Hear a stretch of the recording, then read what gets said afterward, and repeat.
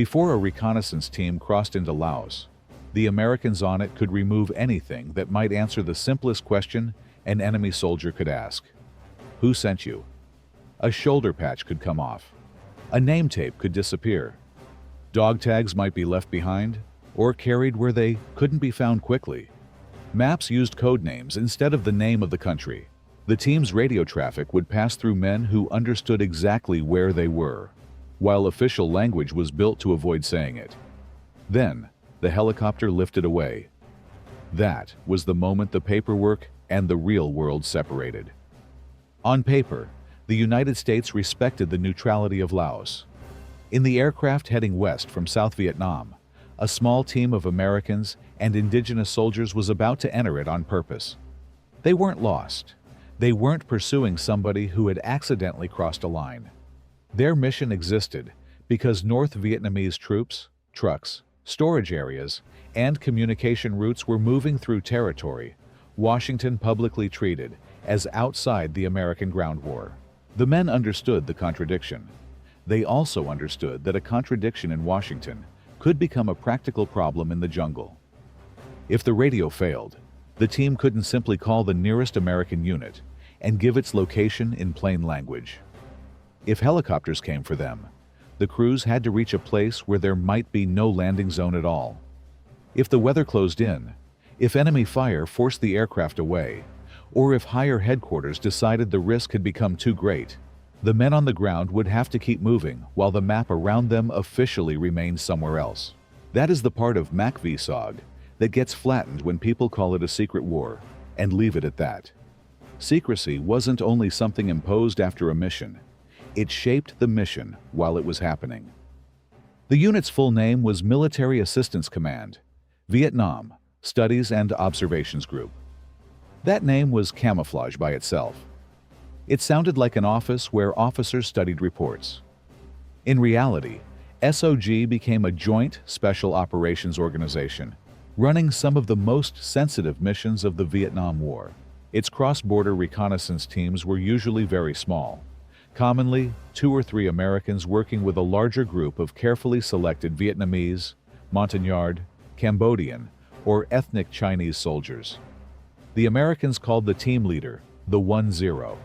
His American assistant might be the 1-1, and the radio operator the 1-2. Those labels weren't dramatic nicknames invented later.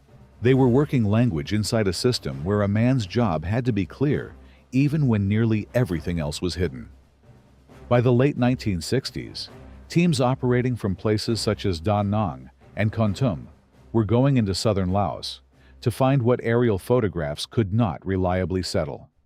They looked for roads under jungle cover, truck parks, storage areas, troop concentrations, communication lines, and changes in the Ho Chi Minh Trail network. Sometimes they planted sensors or watched movement. Sometimes they tried to capture a prisoner or recover information from a site. Every mission had its own purpose, but the central problem stayed the same. Get close enough to learn something valuable without allowing a much larger force to close around you. The official command histories are revealing because they speak in 2 voices at once. One voice is administrative. It counts missions, describes programs, records intelligence, and uses approved operational names. Laos becomes a target area, a zone, or a coded program. Earlier cross-border missions were associated with names such as Shining Brass. Later, Prairie Fire became the approved label for operations in Laos. The country was real, but the vocabulary moved around it. The second voice comes through even in dry military writing. Teams were being inserted into territory where the North Vietnamese had built an enormous support system and assigned forces to protect it. Those forces were not wandering patrols. They knew reconnaissance teams were coming. They studied helicopter patterns, watched likely landing areas, used trackers, and moved troops toward radio signals or signs left on the ground. Over time, the trail became less like a road hidden in the jungle and more like a defended military region. That meant a team could begin a mission believing it had slipped into an empty piece of forest, then discover that the forest was already listening. The The first sign might be nothing more than cut vegetation that looked too fresh. A footprint could be facing the wrong direction. A trail that seemed unused could suddenly have men moving on both sides of it. The team might hear voices, metal striking metal, or a whistle passed farther through the trees. They might see no one and still know the situation had changed. At that point, the mission stopped being an intelligence problem and became a shrinking circle. The 1-0 had to decide whether to continue, change direction, hide, or ask for extraction. Every choice affected the radio schedule, the aircraft, and the men waiting at the launch site. Calling too early could throw away a mission after days of preparation. Waiting too long could allow enemy troops to block the ridges and valleys leading toward an extraction point. There was support. That needs to be said clearly, because the old line that no rescue would ever come is too simple. The SOG teams had dedicated radio relay systems, forward air controllers, helicopter crews, attack aircraft, and reaction forces. Pilots and air crews repeatedly entered dangerous areas to pull teams out. Men at the command and control sites listened to radios and tried to follow a team whose exact location might be known only through coded references and map coordinates. When a team declared an emergency, an entire rescue effort could begin moving toward it. The trouble was that support was not the same thing as certainty. A helicopter could not land where the trees gave it no room. A hoist could not solve every problem under fire. Aircraft had limits on fuel, weather, visibility, and damage. A team moving to avoid enemy troops could be forced away from the extraction point it had given over the radio. The men in the air might know approximately where the team was, but still be unable to see it beneath triple canopy jungle. A rescue force could be ready and still arrive too late. Political denial made that physical uncertainty harder to explain outside the unit. If an aircraft went down in Laos, the public account might avoid the location or describe the loss in language that protected the operation. If a man earned a decoration during a cross-border mission, the citation could place the action in enemy-controlled territory without naming the country. If a family asked where a missing husband, son, or brother had been operating, the truthful answer might remain classified. The government wasn't merely keeping a tactical secret from the enemy. It was protecting a policy from the American public and from international consequences. Laos had been declared neutral under international agreements. North Vietnam violated that neutrality on a massive scale by moving men and material through the country. The United States responded with air operations, intelligence programs, support to Laotian forces, and cross-border missions that were often concealed, restricted, or officially denied. Every side had reasons for hiding part of what it was doing, but the burden of that secrecy landed on individual men. One of the clearest examples is the story of Army Captain Larry Thorne. Thorne had already lived several military lives before he reached Vietnam. Born Lauri Turney in Finland, he fought the Soviet Union, later came to the United States, joined the Army, and entered Special Forces. By 1965, he was serving with the organization that became known as MACV-SOG. On October 18th of that year, Thorne was aboard a helicopter supporting a highly classified mission in Laos. The aircraft disappeared in bad weather in mountainous terrain. For years, the exact circumstances and location remained wrapped inside the secrecy of the operation. His family knew he was missing. His country could not publicly explain the whole mission that had taken him there. Think about the practical cruelty of that. A family can endure terrible news and still ask for a place, a sequence, some final set of facts. Secrecy removes even those. Thorne's remains were not identified until decades later, after a long search and recovery effort. He was finally buried at Arlington National Cemetery in 2003 with the other men from the helicopter. The mission had lasted hours. The silence around it lasted most of a lifetime.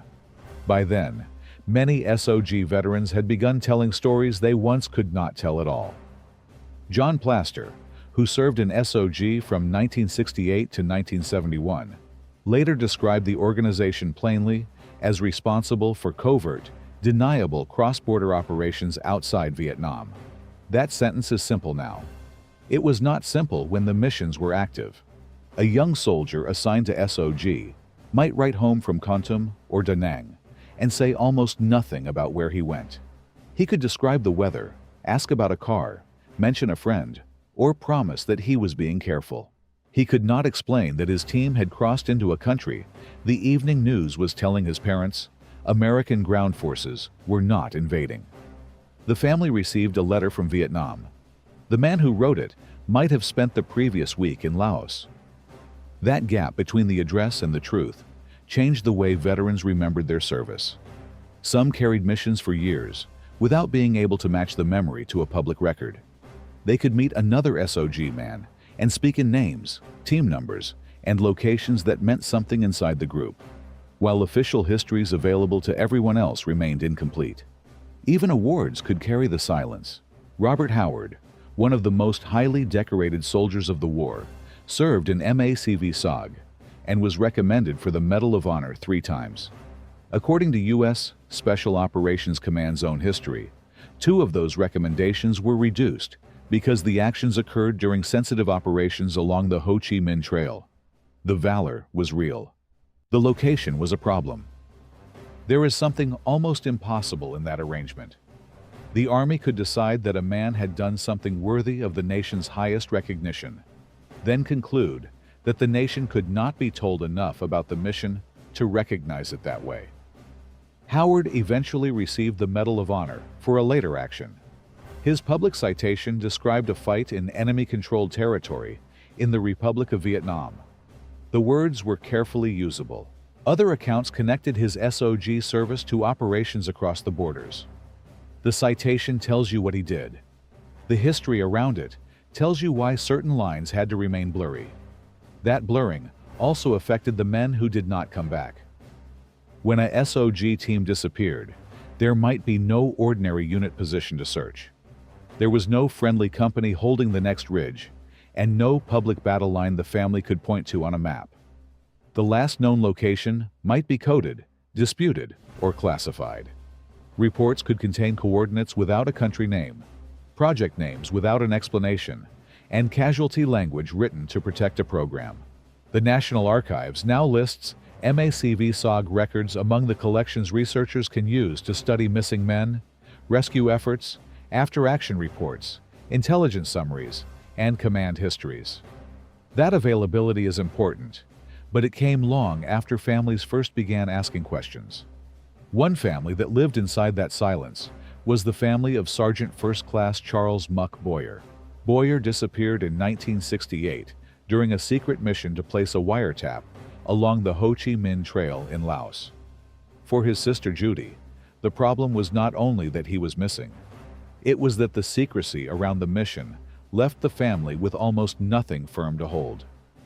Years later, the Army described the family's uncertainty in very plain terms. They did not know whether he had died that day, whether he had been captured, or whether he might have lived for years afterward. Boyer's case drew another young man into the same hidden organization. George Hagen, a close friend, joined the Army after Boyer disappeared and worked to get assigned to MACV-SOG, hoping to learn what had happened. By the time Hagen reached the unit, missions into Laos were ending, and he later died during fighting near Khe Sanh in South Vietnam. 2 men connected by one unanswered location eventually came to rest near each other at Arlington. That burial brought a form of public recognition decades after the operations themselves. But it did not return the years when the family could not be told what the government knew, what it suspected, or what it still could not prove. This is where the secrecy story becomes bigger than secret equipment, code words, or blacked-out documents. It reaches the kitchen table. A veteran comes home and his family asks what he did. He says reconnaissance. They ask where. He says somewhere near the border. They ask what happened to the men whose names he still remembers. He says he can't talk about it. Maybe they assume he doesn't want to talk. Sometimes he was under orders not to. I suspect some of you watching remember that kind of answer, either from your own service or from somebody in your family. Not a dramatic confession, just a man changing the subject when a place name came up. If you remember someone using the phrase "near the border," or saying his unit had been somewhere he couldn't name, tell me the exact words he used. Those small family phrases may be closer to the truth of this period than a lot of the language that appeared in public reports. Inside SOG, loyalty had to operate without the usual promise that the country would immediately know what had happened. The Americans depended heavily on indigenous team members whose names were even less likely to enter American public memory. Vietnamese and Montagnard soldiers crossed the border with the teams, interpreted signs, moved through terrain they understood, and often stayed with wounded Americans while extraction attempts were being made. They accepted risks created by American policy, North Vietnamese security forces, and the unstable politics of the region. Many never received the kind of documentation or recognition available even to the Americans. That matters because the popular image of a SOG team often places one American at the center and turns everyone else into background. The team did not function that way. A 1-0 might command it, but survival depended on men reading terrain, spotting movement, carrying radios, protecting one another, and making decisions in seconds. The bond was practical before anybody called it brotherhood. You trusted the man beside you because he had already noticed what you missed. As pressure increased, a team's world could narrow to a radio handset and a patch of sky. The radio operator tried to reach the relay site. The 1-0 gave the situation in coded language. Aircraft began moving. The team worked toward a place where a helicopter might reach them. Enemy troops tried to get there first. There was no need for anyone on the ground to discuss national policy. Policy had become the distance to the pickup point. If the helicopter arrived, the crew might have only seconds to make the attempt. If it had to pull away, the team heard that decision over the radio and kept moving. Men in the command center followed the voices while looking at a map labeled in a language designed not to say Laos too often. Then, after the survivors returned, the mission entered another kind of containment. Reports were written. Intelligence was separated from operational detail. Awards were recommended. Casualties were recorded. Locations were protected. The useful information moved upward through the system, while the human story was broken into compartments. One office knew what the team found. Another knew what aircraft were used. Another handled a missing man. A family might know none of it. Decades later, declassification began putting those pieces beside one another. Command histories appeared. Veterans published memoirs and sat for interviews. Unit associations gathered names. Families compared records. Researchers found that a mission described cautiously in one file was discussed more openly in another. The result was not one great revelation that settled everything. It was a slow correction. The United States had sent small teams into Laos. They had not gone without support, though support could fail or be overwhelmed. They had not been abandoned as a matter of automatic policy, though political restrictions and secrecy shaped what could be attempted, admitted, and later explained. They had gathered intelligence that aircraft often could not obtain. They had also paid for information with lives, injuries, missing men, and families held outside the truth. What impresses me is not the mythology that grew around these missions. It is the work itself. A team had to prepare carefully, cross a border under another name, learn something important, and come back without creating an incident the country would admit. The men did this while knowing that success might produce a paragraph in a classified report and nothing more. Failure might leave their families with language that never quite answered where they had been. That is patriotism stripped of ceremony. Not because secrecy automatically makes a mission noble, and not because every decision made above those teams was wise. It comes from men accepting responsibility for one another when public recognition was not part of the bargain. The documentary record still carries the old habit of avoidance. You can read an operational history and find program names, target areas, and mission totals, You can read an award citation and find enemy-controlled territory. You can read a casualty record and find Vietnam attached to a man whose final mission crossed west into Laos. The words are not always false. They are incomplete in a very deliberate direction. Larry Thorne's family waited decades for a grave. Charles Boyer's family lived with questions created by both the loss and the mission that could not be described. Robert Howard's record showed that even extraordinary actions could be reduced, redirected, or written around because the location carried political danger. Those stories do not prove that every rumor about MACV-SOG is true. They prove something more useful. The official silence was real. It had rules, and men had to operate inside those rules while enemy soldiers were closing around them. A reconnaissance team could cross the border in minutes. Getting the country to say where it had gone took decades. And in more than one file, when the truth finally appeared, Laos had been there all along.